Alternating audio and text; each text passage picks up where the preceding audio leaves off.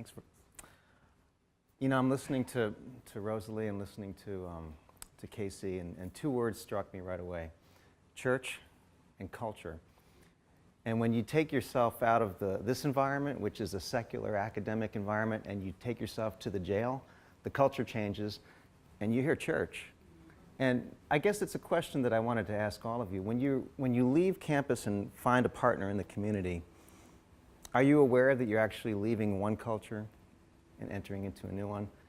Casey emphasized the importance of forming those relationships, and I found that in my work with teaching at the city jail, relationships are really key, but relationships depend upon finding the right way of communicating, the right discourse, if you will. I started teaching at the Richmond City Jail out of a felt need to see if I could help people who had never been in a writing class find a way to write their ways out of crime. So I came in with my academic sense of what that meant as a writing teacher with, X number of years teaching writing classes in this place. But when you enter into a new classroom, you realize, I don't own this classroom.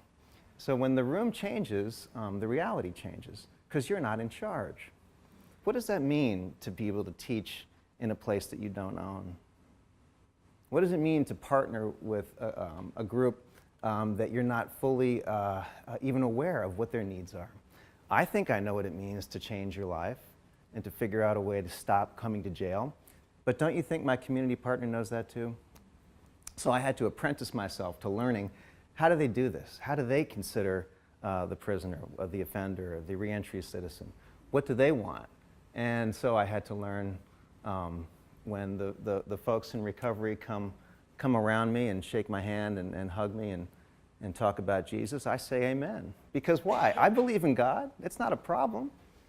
But code shifting is really important if you're thinking about your community partner as a co-educator. What that means is that your community partner has something to teach you as much as you have something to offer them. And if you take that seriously and in humility and in good faith, you will learn something. I did. I learned so much I wanted to write a book about it.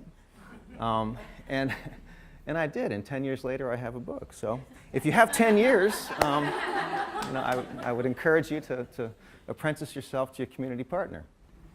I'm seeing the 30-second sign from the lovely Audrey Tressel in the back there.